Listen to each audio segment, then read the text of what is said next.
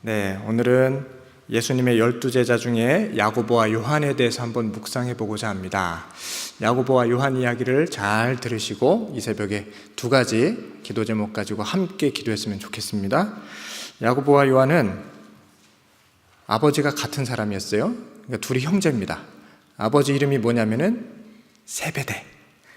35절에 나오죠. 세베대의 아들 야고보와 요한의 이야기입니다. 세베대의 두 아들 야고보와 요한이 형제가 동시에 예수님을 따라서 제자가 되었어요. 예수님을 따르기 전에 야고보와 요한의 직업은 뭐였습니까? 뭐 하던 사람이에요? 야고보와 요한은? 어부입니다. 어부. 갈릴리에서 고기 잡던 어부 출신이에요. 안드레도 베드로도 어부 출신, 야고보와 요한도 어부 출신. 그러니까 베드로하고는 사실은 같은 동네에서 어려서부터 같이 컸을 겁니다. 한 동네에서 같이 자라고 중마고우로 컸을 거고 같이 갈릴리에서 어부 생활을 하던 사람들인데 어느 날 갈릴리에서 말씀을 증거하는 예수님의 소식을 딱 듣고 저분이라면 이 나라 이 민족을 완전히 바꿀 수 있겠다라고 확신하고 예수님을 따라서 제자가 됐죠. 그런데 어느 날 오늘 보시는 이 에피소드가 발생을 합니다. 야고보와 요한이 예수님을 따르다가 제자 생활을 하다가 한 번은 슬쩍 예수님한테 가가지고 주님, 우리들의 소원을 좀 들어주시죠. 이렇게 은밀히 얘기를 하는 거예요. 이 두 친구가, 이 형제가. 그래서 예수님이 묻습니다. 우리 너네 소원이 무엇이냐? 이렇게 묻습니다. 그랬더니 야고보와 요한이 무엇을 구합니까? 그 구하는 내용을 한번 보세요. 37절 말씀 같이 읽어보겠습니다. 시작. 여짜오되 주의 영광 중에서 우리를 하나는 주의 우편에 하나는 좌편에 앉게 하여 주옵소서. 야고보와 요한이 구한 게 이거였습니다. 주님, 영광 중에 우리 형제를 하나는 주님의 오른편에 앉혀주시고 한 명은 주님의 왼편에 앉혀주세요. 이걸 구하는 겁니다. 이게 무슨 말인지 이해가 되십니까? 장차 우리 예수님께서 다윗과 같은 임금님이 되실 것인데 그때가 되면 임금이 되셔서 이 로마 군인들을 다 물리치시고 다시 한번 이 나라 이스라엘을 다윗 시대의 영화로운 그 놀라웠던 시절을 재현하시는 그때가 되면 저를 우의정에 앉혀주시고 우리 형제는 좌의정에 앉혀주십시오. 요걸 구하는 겁니다. 이해가 되시죠? 예수님께서 왕이 되셨을 때에 저를 당신의 측근 삼아 주셔서 최고 권력자가 되게 해주십시오. 요걸 지금 야고보와 요한이 구한 겁니다. 예수님이 이 얘기를 듣고 어떤 기분이셨을까요? 바로 대놓고 꾸중하지는 않으십니다. 그러시면서 뭐라고 대답을 하시냐면은 이 사람들이 너희가 내가 마시는 잔을 마시고 내가 받는 세례를 받을 수 있겠느냐? 요걸 다시 되물으십니다. 예수님의 이 말의 의미를 야고보와 요한은 전혀 이해하지 못해요. 근데 이 한 자리 차지하겠다는 욕심 때문에 넙죽 대답을 합니다. 그럼요. 주님이 마시는 잔 제가 마실 수 있습니다. 주님이 받는 세례 제가 받을 수 있습니다. 이렇게 대답을 합니다. 그랬더니 예수님이 다시 말씀하십니다. 그래, 과연 너희들 말대로 내가 마시는 잔도 마실 것이고 내가 받는 세례도 받을 것이다. 하지만 내 양편에 앉는 거는 그거는 내가 결정하는 일이 아니다. 요 얘기를 하십니다. 자, 요걸 보면 이 야고보와 요한이 예수님에게 구했던 것을 보면 당시 제자들마저 예수님을 어떤 분으로 이해하고 있었는지 명확히 드러납니다. 예수님이 종려주일, 요번 주일이 종려주일이죠. 종려주일 때 나귀를 타고 예루살렘 성에 입성하시는데 예루살렘 성의 백성들이 종려나무 가지를 들고 호산나 다윗의 자손이여 우리를 구원하여 주옵소서 이렇게 소리를 쳤단 말입니다. 그게 무슨 말이냐면 다윗 시대의 영화를 당신이 재현해 주옵소서 이 요청이거든요. 다윗 시대처럼 당신이 이 로마 민족을 물리치시고 탁월한 군사 지도자가 되어 주십시오 라는 요청이고요. 다윗 임금처럼 당신도 훌륭한 성군이 되어서 우리나라 우리 민족을 다스려 주십시오. 요 얘기입니다. 당시 이스라엘 사람들이 메시아, 장차 오실 메시아에게 기대하고 있었던 것이 뭐냐면 다윗과 솔로몬 시대의 영화, 그 당시에 이스라엘이 떵떵거리며 잘 살고 외국의 다른 나라들에게서 조공을 받고 전쟁이 일어나면 백전백승하고 이랬던 그 영화로운 시절을 재현해 달라는 것을 예수님에게 요구하고 있었어요. 그런데 예수님이 꿈꾸는 하나님의 나라는 전혀 그런 나라가 아니었습니다. 잘 아시는 대로 예수님이 꿈꾸는 하나님의 나라는 이스라엘 민족을 강하고 든든히 세워서 다른 나라, 다른 민족들이 못 쳐들어오게 만드는 이스라엘만의 환상적인 나라를 만드시고자 함이 아니었습니다. 이미 예수님 때부터, 바울 때부터는 복음이 유대인의 경계를 넘어서서 전 세계와 온 누리로 확산되게끔 이미 하나님이 계획하고 계셨어요. 구원은 유대인이라는 민족의 경계를 넘어서기 시작을 합니다. 자, 그런데 이 제자들은 전혀 그걸 눈치를 못 채요. 그리고선 다시 옛날과 같은 그런 나라, 그런 왕국, 그런 권세를 누리기를 원합니다. 그러니까 야고보와 요한이 탐했던 것은 사실은 권력이었고 사회적 지위였습니다. 그것을 위하여, 자기들의 욕망을 위하여 예수님을 이용하고 있습니다. 한눈에 보이시죠? 이게 예수님을 따라다녔다는 제자들마다 이 정도입니다. 자, 그런데 가만 보시면 나는 혹시 이런 신앙생활을 하고 있지 않는가 돌이켜보았으면 좋겠습니다. 나의 욕망을 이루기 위해 교회를 이용하고 예수님을 이용하고 있지는 않은가? 내가 이 땅에서 출세하고 싶어서, 내가 이 땅에서 한 권력 쥐고 싶어서, 더 많은 재물을 얻고 싶어서 그것 위에 기도하고 있는 것은 아닌가?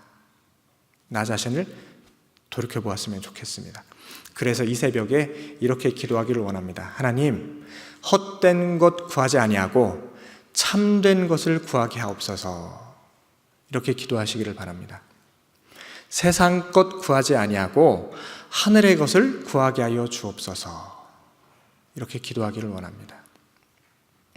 보통 예수를 그렇게 믿기 시작을 해요. 병 낫고 싶어서, 세상에서 출세하고 싶어서, 경제적으로 좀 더 부유해지고 싶어서 그렇게 예수 믿기 시작을 합니다. 근데 시작은 괜찮습니다만은 예수 믿은 지 10년이 지나고 20년이 지났는데도 내 욕망을 이루고자 하는 기도가 계속 이어진다면은 그거는 기복신앙입니다.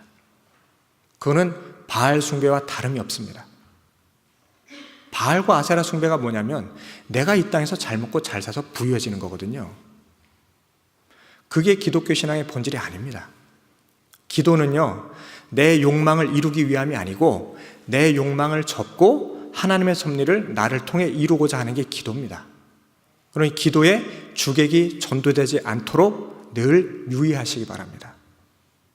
나의 기도를 드리는 게 아니고 주의 기도를 내가 드리는 겁니다. 그게 진짜 기도입니다. 우리 예수님이 가르쳐준 주기도문 천천히 읽어보십시오. 내 개인의 욕망을 구하는 것은 하나도 없습니다. 이 땅에서의 평안, 모든 사람들이 두루두루 협력하며 살아가도록 용서하고 화해하게 해달라고 기도하는 것이 주 기도문입니다.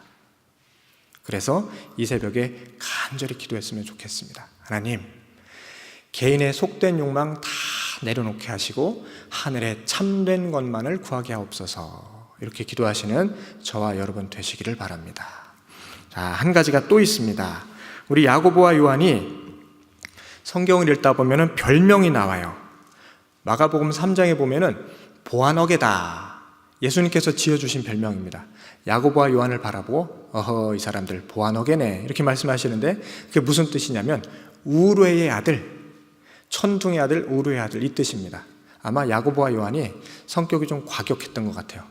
급하고 불같은 성질이었던 것 같습니다. 그 일화도 등장해요. 한 번은 예수님하고 사마리아 마을을 지나가시다가 예수님이 복음을 전하셨는데 이 사마리아 사람들이 복음을 듣질 않아요. 믿질 않습니다. 그 장면을 보고 야고보와 요한이 화가 나서 뭐라고 말을 하는 거 아니? 주님! 우리가 기도해가지고 하늘에 불이 내려서 이 마을을 홀라당 다 태워버리게끔 할까요? 이렇게 야고보와 요한이 예수님께 구합니다. 근데 그 얘기를 듣고 예수님이 꾸중을 하시죠. 어허, 이 사람 하고 야고보와 요한을 혼내십니다. 이런 사람들이었어요. 감히 예수님이 지나가시면서 복음을 전하는데 듣지도 않고 믿지도 않아? 그러고선 자기들이 먼저 성을 내는 거예요. 야고보와 요한이.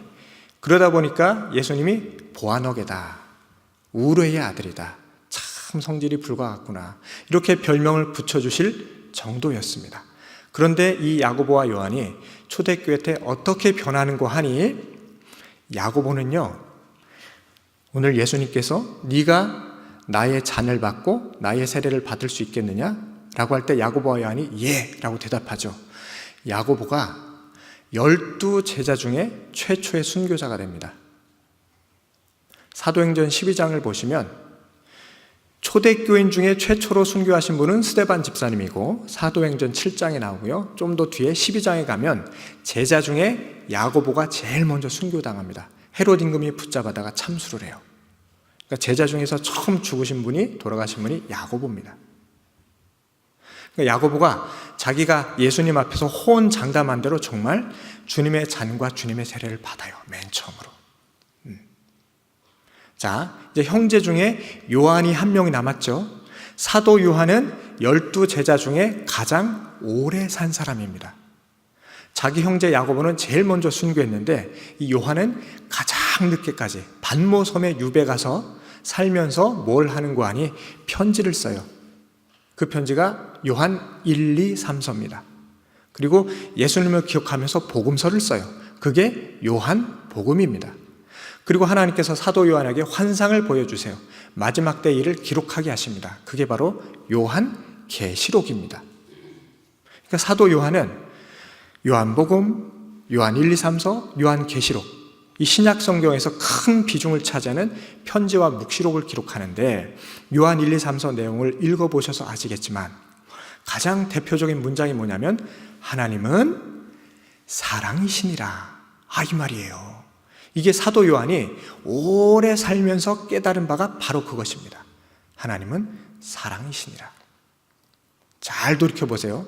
한때 젊었던 시절에는 보아너게라고 불렸어요.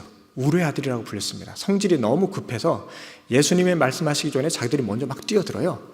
불을 내릴깝쇼? 막 이러고 합니다. 그러고선 예수님에게 이 권세와 지위를 요구하곤 했어요. 그랬던 사도 요한이 푹 삭혀지고 오래 참으면서 드디어 하나님의 참 진리를 깨닫습니다. 사랑의 복음서 요한복음을 쓰고 사랑의 편지 요한 1, 2, 3서를 써요. 그래서 이 새벽에 이렇게 기도했으면 좋겠습니다. 하나님, 내 마음도 순하고 온유하게 변화되게 하여 주옵소서. 이렇게 기도하시길 바랍니다. 나도 사도 요한처럼 온유하고 순한 사람으로 변화되게 하여 주옵소서. 하나님은 사랑이십니다 라고 외치고 강조하는 주의 제자가 되게 하여 주옵소서. 이렇게 기도하시기를 바랍니다. 하나님께서 사람을 만들어 가시고 빚어 가시는 방법이 참 다양합니다. 그리고 놀랍습니다. 야고보와 요한을 보십시오. 한때는 권력을 의지했지만 예수님의 부활과 마가의 다락방에서 성령 세례를 받으면서 완전히 사람이 바뀌어버립니다. 예수님을 만나야 옛사람을 벗어버리고 새 사람을 입을 수 있습니다. 그 증거자가 야고보와 요한이었습니다. 우리도 주님을 만남으로 말미암아, 성령 충만함으로 말미암아 불같은 옛날 성격 다 버리고 오래 참고 온유하고 순전한 야고보와 요한 같은 주님의 참 제자가 되시기를 간절히 축원드립니다. 아멘. 우리 함께 기도하시겠습니다. 하나님, 세상에 헛된 것 구하지 아니하고 하늘에 참된 것을 구하는 우리가 되게 하여 주옵소서. 우리가 성마른 성품을 다 내어버리게 하여 주시고 순하고 온유한 사람으로 변화되게 하여 주옵소서. 사순절 5번째 주간입니다. 내가 나의 십자가를 지고 하나님만 따르게 하여 주옵소서. 우리 기도 중이신 배요한 위임 목사님에게 영육간의 강건함 더하여 주시오. 성령 충만케 하여 주옵소서. 우리 다 같이 하나님의 이름을 불러가며 함께 기도하시겠습니다. 주여 믿습니다. 주여 믿습니다. 주여 믿습니다.